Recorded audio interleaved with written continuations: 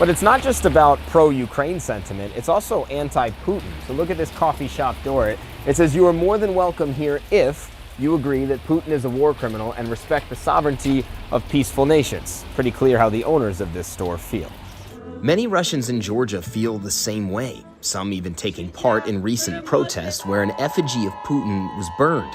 So ever since the beginning of the war in Ukraine, I was very much under the impression that nobody on earth was more courageous or ballsier than Ukrainians. Remember at the very, very beginning of the invasion, there was that tiny Ukrainian island that was surrounded by Russian warships, and the Russian warships told the soldiers that were protecting the island, hey, soldiers, you better give up or we're going to bomb the crap out of you. And the Ukrainian soldiers were like, hey, Russian warships, go F yourself. And everyone was like, oh my gosh, they're so courageous. They're so ballsy.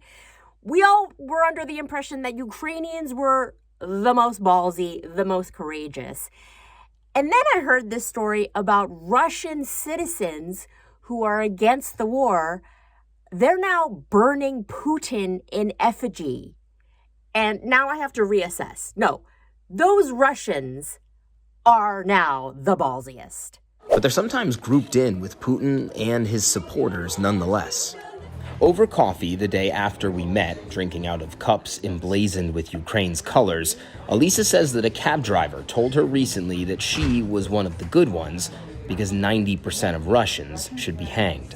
It's not nice knowing that you're the Nazis now. Now, just to be clear, these are Russian citizens who are against the war, who are openly and publicly criticizing Putin. That is the ballsiest thing that anyone can do. Putin is a psychopath. He's tyrannical, he's murderous, he has murdered hundreds of, probably thousands of people who have opposed him over the 23 years of his psychopathic reign. And I mean, this is a guy who poisons opposition leaders with plutonium. This guy is, he's no joke. So for his citizens to publicly burn him in effigy, whoa. There's no ballsier act. There's no act more courageous. Russian citizens are living in absolute fear right now. There is no independent journalism in Russia anymore. There is no opposition, political opposition. Anybody who's against Putin in Russia is getting their beat. Back at the bar, every single Russian told us that the vast majority of Georgians have been kind and welcoming, and that they're grateful to live in a freer place, because everyone we spoke to also said they'll be here for a while. I love my life there, but I'm not returning there anytime soon. Russia has cracked down on its own citizens so hard with these new censorship laws. You can't even say the word war publicly in Russia now.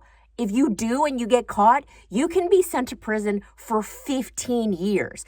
Russian security services are scrolling through people's tweets, and being like, oh, if you liked an anti-war tweet, they're coming for you. Expect a bang on your door by Russian security forces. That's how scary it is in Russia right now. So for Russian citizens to publicly speak out against Putin, I mean, balls of steel, these people. So yes, we absolutely have to support Ukraine and Ukrainians who are fighting for their country. We also have to support and give a major shout out to Russians who are speaking out against Putin and speaking out against the war, because, wow, these people are really courageous and balls of steel, these people.